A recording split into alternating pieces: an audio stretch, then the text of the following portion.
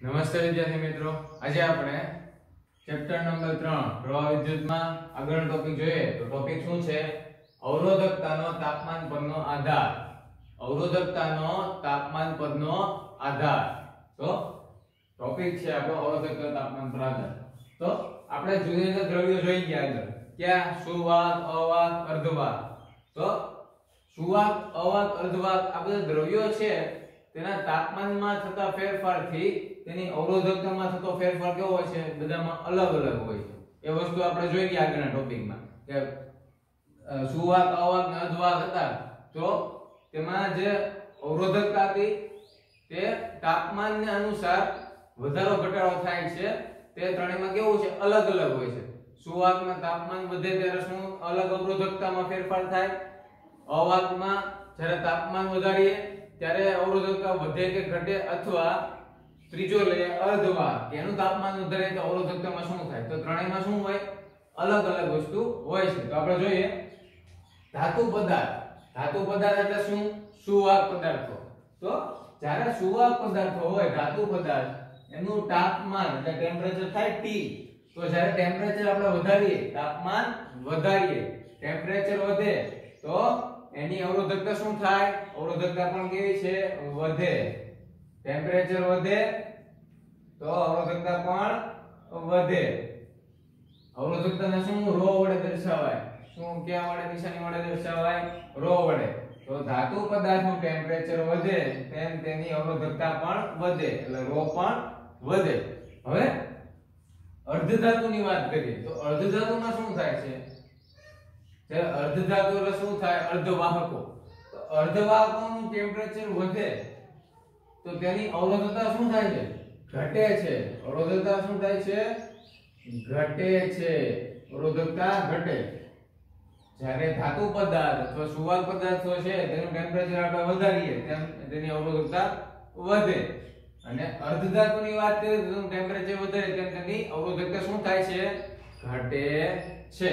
તો આ ધાતુ અને અર્ધધાતુ માટે થઈ ગયું. હવે ધાતુ માટે માનો કે 70 સેલ્સિયસ કે કેલ્વિન તાપમાન હોય છે, એમાંથી કેટલું થાય? 100 જેટલું તાપમાન થાય છે. તો 70 થી 100 જેટલું, માનો કે પહેલા તાપમાન ધાતુનું કેટલું હતું? કે 70 ડિગ્રી હતું, એમાંથી કેટલું થયું? 100 ડિગ્રી થયું. તો તાપમાનનો ગાળો કેટલો છે? 30 નો ગાળો છે. એવી રીતે માનો કે પહેલા તાપમાન 100 ડિગ્રી હોય, એના પછી તાપમાન વધીને 200 ડિગ્રી થાય. ધાતુ પદાર્થની વાત કરીએ છીએ આપણે, અત્યારે વાત કરીએ છીએ ધાતુ પદાર્થની કરીએ છીએ. માનો કે ધાતુ પદાર્થનું તાપમાન 100 ડિગ્રી છે, તેમાંથી 200 ડિગ્રી થયું, તો જે તાપમાન વધ્યું તેનો ગાળો કેટલો છે? 100 નો ગાળો છે. તો 100 નો ગાળો છે તે કેવું કહેવાય? ઓછો ગાળો કહેવાય. તો જ્યારે તાપમાન જે છે વધવાનો ગાળો ધાતુ પદાર્થ માટે ઓછો હોય તો તેની માટે આપણે સૂત્ર આપેલું છે. તેની માટે શું સૂત્ર આપ્યું છે? તેની અવરોધકતા માટેનું સૂત્ર આપેલું છે. જો T નો ગાળો મોટો ના હોય તો પહેલી શરત છે કે જે ગાળો છે તાપમાનનો કેવો? મોટો ન હોવો જોઈએ. ધાતુ પદાર્થની વાત કરીએ છીએ. ધાતુ પદાર્થમાં જે તાપમાન છે, ટેમ્પરેચર, તેનો વધવાનો ગાળો જો મોટો ના હોય, ગાળો કેવો હોય? નાનો હોય. આમાં કેટલો? 100 થી 200. તો ગાળો કેટલો થયો? 100 ડિગ્રી ટેમ્પરેચર વધ્યું છે, તો ગાળો નાનો છે. જો ગાળો નાનો હોય, T નો ગાળો મોટો ના હોય અથવા T નો ગાળો નાનો હોય, તો અવરોધકતાનું સૂત્ર કોની માટે? ધાતુ પદાર્થ માટે, સુવાહક પદાર્થ માટે શું મળે આપણને?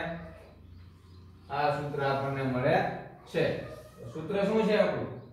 ρ T equal to 1 plus alpha into T minus T0. શું છે સૂત્ર? ρ T બરાબર 1 plus alpha into T minus T0. તો આ શું થઈ ગયું આપણું? જ્યારે ધાતુ પદાર્થ માટે, ચોક્કસ યાદ રાખજો, આ જે સૂત્ર છે માત્ર ધાતુ પદાર્થની વાત કરવામાં આવે છે, સુવાહક માટે જ છે. તો જ્યારે ધાતુ પદાર્થનું ટેમ્પરેચર છે તેનો ગાળો, જે ટેમ્પરેચર વધવાનો ગાળો છે તે નાનો હોય ત્યારે તેની અવરોધકતાનું એટલે ρ નું સૂત્ર આ પ્રમાણે થાય. ρ T equal to 1 plus alpha into T minus T0. હવે આ બધી આપણને નિશાની દર્શાવી છે, તો એ શું કહેવા માંગે છે જોઈએ કે તેને ρ T છે તેને શું કહેવાય? આલ્ફા ને શું કહેવાય? T ને શું કહેવાય? T0 ને શું કહેવાય? તો એ આપણે જોઈએ.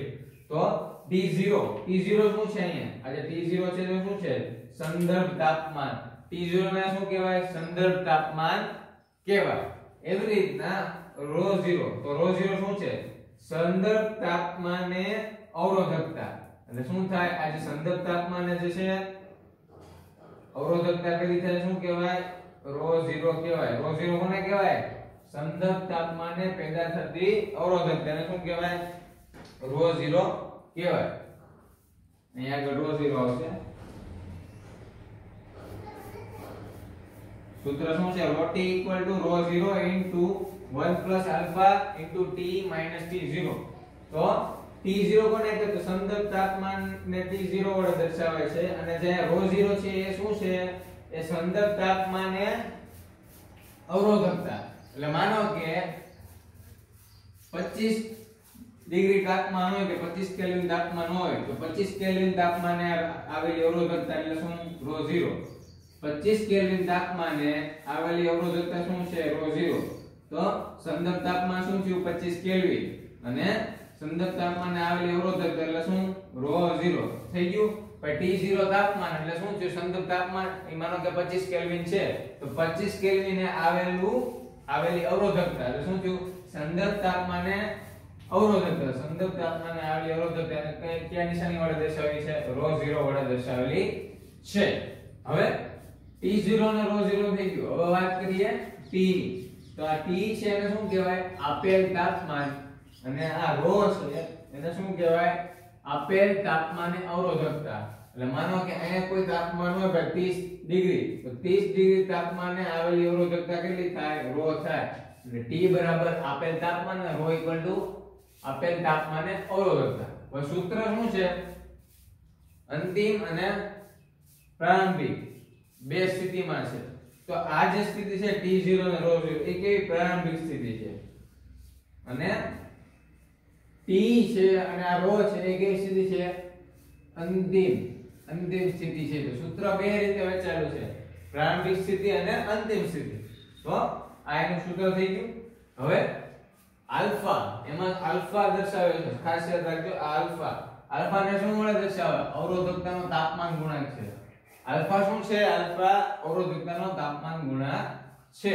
અને આ જે સૂત્ર છે એનો એકમ શું છે એકમ યુનિટ એટલે શું થાય એકમ તેનો એકમ શું છે તાપમાન ઇન્વર્સ એટલે તાપમાનની ઉપર -1 ઘાત એને શું કહેવાય T ઇન્વર્સ અથવા ગુજરાતીમાં કહેવાય તાપમાન ઇન્વર્સ તો એનો યુનિટ છે ટેમ્પરેચર ઇન્વર્સ છે હવે ટેમ્પરેચર તો આપણે કે સેલ્સિયસ માં પણ હોય અને કેલ્વિન માં પણ હોય તો સેલ્સિયસ માં તાપમાન હોય તો ડિગ્રી માં હોય તો કેવું થાય સેલ્સિયસ ઇન્વર્સ અને કેલ્વિન માં હોય તો કેલ્વિન ઇન્વર્સ તાપમાન બંનેમાં હોઈ શકે સેલ્સિયસ માં અને કેલ્વિન તો જો ભાઈ સેલ્સિયસ માં તાપમાન હોય આપણું સેલ્સિયસ માં ટેમ્પરેચર બતાવે તો આનો એકમ શું થાય સેલ્સિયસ ઇન્વર્સ અને કેલ્વિન માં હોય તો કેલ્વિન ઇન્વર્સ બીજી વસ્તુ આપણને કીધી છે કે જે આ આલ્ફા છે આ જે સૂત્રમાં આલ્ફા આપેલો છે તો ધાતુ પદાર્થ માટે આલ્ફા ની વેલ્યુ શું હશે ધન હશે સૂત્રમાં આપેલી આલ્ફા ની વેલ્યુ કેવી છે ધન કોની માટે ધાતુ પદાર્થ માટે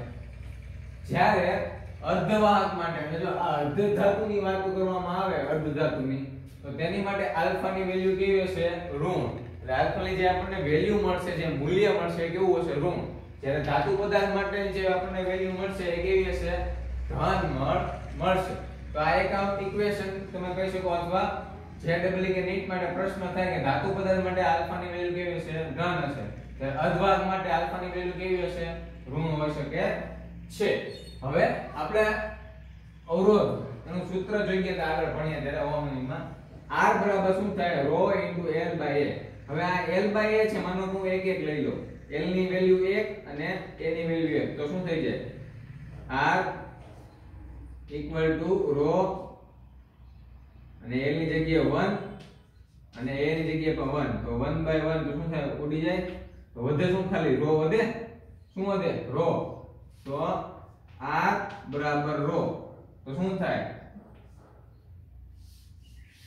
R ચલે છે ρ તો અવરોધ છે અવરોધકતાના સમપ્રમાણમાં છે આ અવરોધકતા છે કે કોના અવરોધના સમપ્રમાણ છે R અને ρ એટલે રેઝિસ્ટર અને રેઝિસ્ટિવિટી એટલે અવરોધ અને અવરોધકતા તે એકબીજાના શું છે સમપ્રમાણમાં છે તો આપણે r બરાબર ρ લખી શકીએ અથવા ρ બરાબર r લખી શકીએ તો આ જે સૂત્ર છે આખું એની જગ્યાએ આપણે r લખી શકીએ ρ ની જગ્યાએ તો જ્યાં ρ છે ત્યાં r લખી શકીએ એટલે rt r into 1 plus alpha t minus t0 આમ લખી શકીએ ને આપણે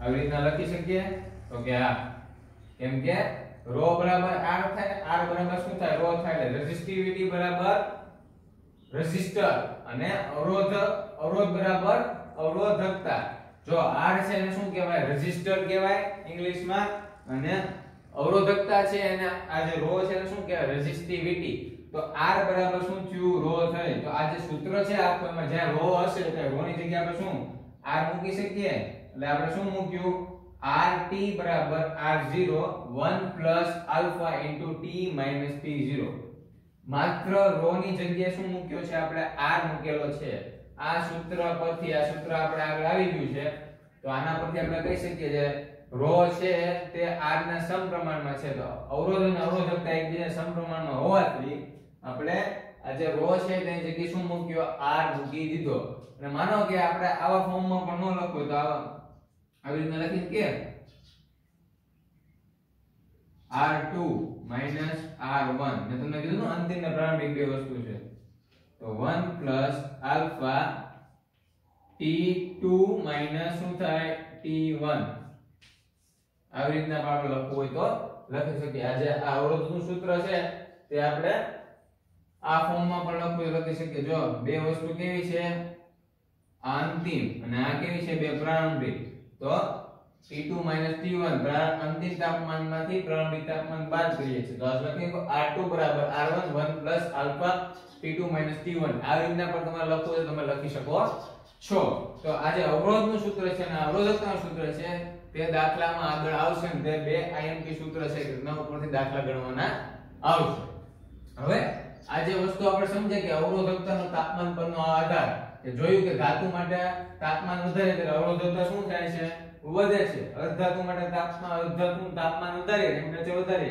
તો અવરોધકતા શું છે ઘટે છે એવી રીતના ઈ જ વસ્તુ આપણે ગ્રાફ એટલે કે આલેખ દ્વારા સમજીએ તો ધાતુ માટે પહેલા સમજીએ તો ધાતુમાં શું લીધી છે આપણે કોપર ધાતુ લીધી છે કઈ ધાતુ છે આ ગ્રાફ છે તે કોપર ધાતુનો છે ગ્રાફ કોના વર્સિસ કોનો છે અવરોધકતા વર્સિસ તાપમાન resistivity versus temperature ρ versus t તમે ગમે રીતે ત્રણ વસ્તુમાંથી ગમે તે કહી શકો તો ρ વર્સિસ t હોય એટલે જે ρ હોય ક્યાં આવશે y એક્સિસ ઉપર અને t હશે x એક્સિસ ઉપર તો આપણને ગ્રાફ દેખાડ્યો છે કે જેમ ધાતુમાં શું છે કે ધાતુ પદાર્થ આપણે જોયું કે અવરોધકતાનો તાપમાન પરનો આધાર શું કઈ રીતના છે કે ધાતુ પદાર્થ માટે ટેમ્પરેચર વધે તાપમાન વધે તેમ શું થાય અવરોધકતા વધે તો ગ્રાફ દ્વારા સમજીએ તો જો ટેમ્પરેચર વધે છે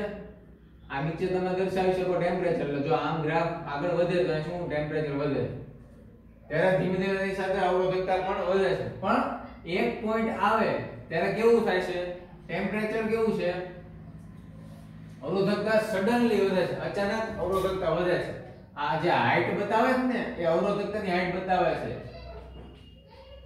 એટલે અવરોધકતા જો માનો કે ટેમ્પરેચર ધીમે ધીમે વધે છે તો તેની સાથે અવરોધકતા પણ વધે છે પણ એક ટેમ્પરેચર એવું આવે કે એક તાપમાને અવરોધકતા સીધી વધારે પડતી વધી જાય છે જો અહીંયા સુધી અવરોધકતા અને ટેમ્પરેચર બંને સાથે સાથે વધે છે પણ એક સમય એવો આવશે એક ટાઈમ એવો આવશે કે એક ટેમ્પરેચરે અવરોધકતામાં અચાનક વધારે પડતો પ્રમાણ વધી જશે અવરોધકતાનું પ્રમાણ કેવું ડાયરેક્ટ વધી જશે જે હાઈટ છે જો અહીંથી ટેમ્પરેચર હવે માનો કે અહીંયા એટલું જ છે પણ અવરોધકતા વધતી જ જાય છે તો આ વસ્તુ થાય શું કીધું આપણે ધાતુ પદાર્થમાં જેમ ટેમ્પરેચર વધે તેમ અવરોધકતા વધે છે તો એ વસ્તુ થઈ ગઈ જેમ ટેમ્પરેચર વધે છે તેમ અવરોધકતા શું છે વધે છે કોના માટે ધાતુ પદાર્થ માટે એમાં અને આપણે ધાતુ પદાર્થમાં કોણ લીધું છે કોપર આ જે ગ્રાફ છે એ કોના વર્સિસ કોનો છે? રો વર્સિસ ટી નો છે. પણ કોના માટે? કોપર ધાતુ માટે. ધાતુ આપણે કોપર લીધી છે. અને તમે જોયું કે આ જે ગ્રાફ છે આપણને સુરેખ નથી મળતો. શું? આમ સુરેખ કે ભાઈ ટેમ્પરેચર વધે છે એની સાથે અવરોધકતા પણ વધે છે એવું આપણે જોયું. પણ સુરેખ એટલે બંને એક સાથે નથી વધતું. અમુક સમય સુધી બંને એક સાથે વધે છે. ટેમ્પરેચર ને રો અહીંયા સુધી વધે છે. પણ એક એવું ટેમ્પરેચર આવશે ત્યારે શું થશે? અવરોધકતા સડનલી અચાનક વધતી જશે. તેનો આપણને ગ્રાફ કેવો? હાઈટ વધારે પડતી મળે છે. તો આનો ગ્રાફ આપણને સુરેખ નહીં મળે. કેવો? સુરેખ નહીં મળે. સુરેખ રેખામાં મળશે નહીં, સીધી રેખામાં મળશે નહીં. હવે મિશ્ર ધાતુ માટે બીજો એક પૂછે આપણને મિશ્ર ધાતુ. તો મિશ્ર ધાતુ માટે જોઈએ તો શું કીધું છે? રો વર્સિસ ટી નો ગ્રાફ દોરેલો છે. તો મિશ્ર ધાતુ આપણને કઈ આપી છે? નિક્રોમ. મિશ્ર ધાતુ કઈ આપી છે? નિક્રોમ. તો નિક્રોમ શેની બનેલી હોય છે? Nickel plus iron plus chromium. આ ત્રણ ધાતુ ભેગી થઈને શું બને છે? નિક્રોમ ધાતુ બને છે. એમસીક્યુ પૂછાય કે નિક્રોમ ધાતુ કઈ? Nickel plus iron plus chromium. આ ત્રણ ધાતુ ભેગી થાય, ત્રણ ધાતુ મિશ્ર થાય એટલે મિશ્ર ધાતુ બને છે. કોણ છે? નિક્રોમ. તો આને માટે આપણે ગ્રાફ લીધેલો છે. કોના વર્સિસ કોનો? તો કે અવરોધકતા વર્સિસ ટેમ્પરેચર નો. એટલે અવરોધકતા નો ટેમ્પરેચર નો ગ્રાફ લીધો છે આપણે તાપમાનનો. તો માનો કે તમે જોવો છો અહીંયા આપણે અવરોધકતા 1.10 છે. અહીં નીચે શરૂ થાય છે ગ્રાફ. તો માનો કે 1.8 કે 9 હોય તો જ્યારે અવરોધકતા 1.8 કે 9 હોય ત્યારે ટેમ્પરેચર જો 200 400 કેલ્વિન છે કે ડિગ્રી રાખો જે રાખો હોય તો તાપમાન વધે છે. એટલે માનો કે 1.10 હોય અને ત્યારબાદ ક્યાં પહોંચે છે? તાપમાન જેમ વધતું જાય છે 200 400 600 800, માનો કે 800 એ પહોંચે છે ત્યારે 1.20 એ પહોંચે છે. અવરોધકતા 1.10 માંથી કેટલી થાય? 1.20. એટલે તાપમાન વધ્યું. તાપમાન કેટલું બધું વધ્યું? 200 400 600 800. જ્યારે 800 કેલ્વિને તાપમાન પહોંચ્યું, ટેમ્પરેચર 800 કેલ્વિન થયો ત્યારે અવરોધકતા 1.10 માંથી કેટલી થાય? 1.20. કેટલી થાય? 1.10 માંથી 1.20 થઈ. તો તમે જોયું આ જે મિશ્ર ધાતુ માટે છે એમાં અવરોધકતામાં ફેરફાર કેટલો થયો? ખાલી 0.10 નો ફેરફાર થયો. કેટલો થયો? 0.10 નો.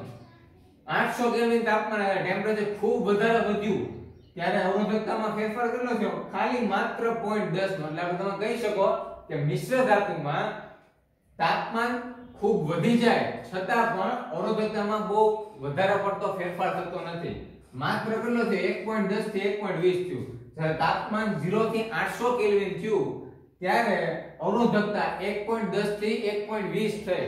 એટલે ગાળો કેટલાનો છે? ખાલી 0.10 નો જ તે. તો આપણે કહી શકીએ મિશ્ર ધાતુમાં જેમ ટેમ્પરેચર તમે વધારો તેમ ટેમ્પરેચર સાથે અવરોધકતાનો જે વધવાનો ક્રમાંક કેવો છે? ઓછા પ્રમાણમાં છે. અવરોધકતા વધે છે કેવી? ધીમે ધીમે વધે છે, બહુ ઓછી વધે છે. તો અવરોધકતાનો ફેરફાર કેવો આવે છે? ઓછો આવે છે. ટેમ્પરેચર ખૂબ વધારો ત્યારે માંડ આપણે 0.10 નો ગાળો છે 1.10 થી 1.20 થયું. ટેમ્પરેચર 0 કેલ્વિન થી 800 કેલ્વિન થયું. એટલે ટેમ્પરેચર વધારો તેમ અવરોધકતામાં ફેરફાર થતો નથી. અવરોધકતામાં કેવો? ઓછો ફેરફાર થાય છે. એટલે અવરોધકતાનું જે મૂલ્ય મળે છે આપણને એ ઓછું વધે છે. એટલે આપણે કહી શકીએ મિશ્ર ધાતુમાં તાપમાન વધારવાથી અવરોધકતામાં થતો ફેરફાર કેવો છે? ઓછા પ્રમાણમાં છે. તેનું મૂલ્ય ધીમે ધીમે વધે છે જ્યારે ટેમ્પરેચર ખૂબ વધારી દો છતાં પણ. એટલે આપણે મિશ્ર ધાતુ માટે આપણને ગ્રાફ મળે કેવો મળે? રો વર્સિસ ટી નો આવી રીતના. જેમ તાપમાન ખૂબ વધારી દો છતાં અવરોધકતા કેવી ધીમે ધીમે વધે છે. અવરોધકતામાં બહુ ખાસ કોઈ ફેરફાર થતો નથી, બહુ ઓછો ફેરફાર થાય છે. ત્યારબાદ ત્રીજો ગ્રાફ જોઈએ અર્ધવાહક માટે. અર્ધવાહક માટે તાપમાનમાં અવરોધકતાને લીધે શું શું ફેરફાર આવે છે તે આપણે જોઈએ. અર્ધવાહક માટે શું આપણને કીધું જ છે કે અર્ધધાતુ અથવા અર્ધવાહક બંને વસ્તુ એક જ થઈ. તો જેમ ટેમ્પરેચર વધે તેમ એની અવરોધકતા શું થાય? ઘટે. ટેમ્પરેચર વધે તેમ એની અવરોધકતા ઘટે. તો આ જો આ અવરોધકતા શું થાય છે? એને ઘટે છે. નીચે આવે છે ગ્રાફમાં તમે જો નીચેની બાજુ આવે.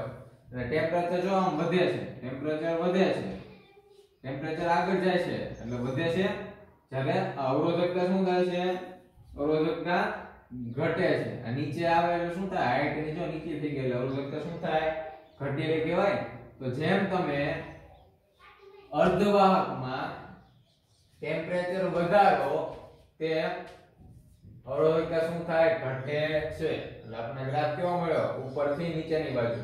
તો આ શું થઈ ગયું, અર્ધવાહક માટે. તો ત્રણેય આપણે અલગ અલગ ધાતુ માટે ગ્રાફ વડે પણ તાપમાન વડે અવરોધકતામાં થતો ફેરફાર જોઈ લીધો. હવે હજી એક વસ્તુ તમને આપણે દર્શાવીએ. તો આપણે ડ્રિફ્ટ વેગમાં એક સૂત્ર જોઈ ગયા હતા. શું જોઈ ગયા હતા ડ્રિફ્ટ વેગમાં સૂત્ર? Sigma equal to ne square by m into tau. આવું સૂત્ર હતું. ડ્રિફ્ટ વેગનું સૂત્ર હતું આ. પણ હવે આ જે સિગ્મા છે, અવરોધકતા છે ને, અવરોધકતા ρ બરાબર 1 સિગ્મા થાય. અવરોધકતા ρ બરાબર શું થાય, 1 સિગ્મા થાય છે. તો હવે આપણે કિંમત મૂકીએ તો કે 1 ના છેદમાં આખું સૂત્ર આવશે તો કે ne square by m into tau. પણ ખબર છે આપણને કે છેદનો છેદ અંશમાં જાય એટલે m બરાબર n e square into tau. તો સૂત્ર આપણું આવું થઈ જશે. તો તમે જો તો આપણે શું કીધું, ρ બરાબર શું લખી કે 1 સિગ્મા લખી શકીએ. તો 1 સિગ્મા સૂત્ર શું કીધું, જો આ ρ છે અવરોધકતા અને ટાઉ આપણે મેં તમને કીધું કે સરેરાશ સમય છે, સરેરાશ સમયને ટાઉ વડે દર્શાવી દો. તો બે એકબીજાના કેવા છે, વ્યસ્ત પ્રમાણમાં છે. ρ અને ટાઉ એકબીજાના વ્યસ્ત પ્રમાણમાં છે એટલે અવરોધકતા વધે ત્યારે સરેરાશ સમય કેવો છે, ઘટે. અને સરેરાશ સમય વધે ત્યારે અવરોધકતા ઘટે. તો આપણને ખ્યાલ છે કે સરેરાશ સમય એટલે બે ઇલેક્ટ્રોન વચ્ચે અથડામણ એટલે બે ક્રમિક અથડામણ વચ્ચેનો સમય. તો માનો કે આપણને સુવાહક આપેલો હોય, આ જે સુવાહક પદાર્થ છે તો તેમાં રહેલા ઇલેક્ટ્રોન છે એની અથડામણ વચ્ચેનો સમય ઘટી જાય એટલે અથડામણ કેવી વધારે થતી હશે. અથડામણનો સમય ઘટી જાય એટલે કંપન જ્યારે વધારે થતું હોય, ધન આયનમાં કંપન વધારે થતું હોય તો અથડામણ કેવી છે, વધી જાય. તો અથડામણ વધી જાય, અથડામણનો વેગ વધી જાય તો અથડામણ વચ્ચેનો જે સમય મળે છે ટાઉ, કે ભાઈ અહીંયા એક ધન આયન છે, અહીંયા એક ધન આયન છે, તો અહીંથી ઇલેક્ટ્રોન અહીંયા પહોંચવા માટે લાગતો સમય એ બેમાં ઘટાડો થઈ જાય. કારણ કે જે આ ધન આયન છે એનું કંપન વધી જાય છે, તેના કારણે એમાં રહેલા ઇલેક્ટ્રોન છે તેની અથડામણ પણ ખૂબ વધી જાય છે. એટલે જે આખો આ સુવાહક પદાર્થ આવ્યો હોય તેમાં ઇલેક્ટ્રોનની અથડામણ અંદરો અંદર ખૂબ વધી જાય તો તેને અહીંયા સુધી પહોંચતા અથડામણ આપણે ખબર છે અથડામણ થઈ થઈને ક્યાં પહોંચે છે, આમ અથડામણ થઈ થઈને અહીંયા ધન આયન હોય છે એટલે વિદ્યુત પ્રવાહ મળે આપણને. કેમ કે આ બાજુથી શું ઇલેક્ટ્રોન બહાર નીકળે તો આપણે મેં એવું તમને કીધું હતું કે ભાઈ બેટરી જોડેલી હોય તો એક માઈનસ છેડો અને એક પ્લસ છેડો, તો ઇલેક્ટ્રોન અહીંથી અહીંયા સુધી શું કરે, પ્રવેગિત ગતિ કરે. પણ અથડામણ ખૂબ જ વધી ગઈ છે એટલે ધન આયન સાથેની અંદર જ અથડામણ એટલી બધી વધી ગઈ છે તો અથડામણ થતા ભટકાતા અહીંયા પહોંચતાને વાર લાગી જાય. શું લાગે, વાર લાગે. તો તેના કારણે આપણે જે વિદ્યુત પ્રવાહ છે તેનું વહન કેવું થાય, ધીમું. એટલે કહી શકીએ કે જેમ t સરેરાશ સમય અને અવરોધકતા બે એકબીજાના વ્યસ્ત પ્રમાણમાં છે એટલે શું થાય, અવરોધકતા વધે અને અવરોધકતા વધે એટલે આપણને ખબર છે વિદ્યુત પ્રવાહ શું થાય, ઘટે. અવરોધકતા જ્યાં વધારે હોય ત્યાં વિદ્યુત પ્રવાહ કેવો હોય, ઓછો હોય. તો આ સૂત્ર ઉપરથી આપણે કહી શકીએ કે ટાઉ સરેરાશ સમય, જો અથડામણનો સમય ઇલેક્ટ્રોન વચ્ચે, ઇલેક્ટ્રોનને ધન આયન સાથે એક જગ્યાએથી બીજી જગ્યાએ અથડામણનો સમય છે, બે ક્રમિક અથડામણ વચ્ચેનો સમય જો ઘટી જાય તો અવરોધકતા વધે છે. કારણ કે ઇલેક્ટ્રોનને અથડામણ અંદર ને અંદર વધારે અથડાશે, તેને આગળ વધવામાં શું થશે, તકલીફ થશે. તો તે ધીમે ધીમે આગળ વધશે, તેના કારણે તે વધશે મોડો એટલે અવરોધકતા વધી ગઈ, અથડામણ વધી એટલે તેને અડચણ થઈ, એક પહોંચવામાં શું થાય, અંદર અંદર એ વધારે ભટકાય છે તેના કારણે તેને આ છેડે પહોંચવામાં વાર લાગે છે. તો શું થાય, એક પ્રકારનું અડચણ ઉદ્ભવ્યું એટલે શું થાય, અવરોધકતા ઉદ્ભવી. તો અવરોધકતા ઉદ્ભવે ત્યાં વિદ્યુત પ્રવાહ કેવો હોય, ઓછો, વિદ્યુત પ્રવાહ ઘટે. અવરોધકતા વધારે ત્યાં વિદ્યુત પ્રવાહ શું હોય, ઘટે છે. તો આ સૂત્ર ઉપરથી આપણે સમજાવી શકીએ છીએ. તો આપણો આજનો ટોપિક પૂરો થાય છે, અવરોધકતાનો તાપમાન પરનો આધાર.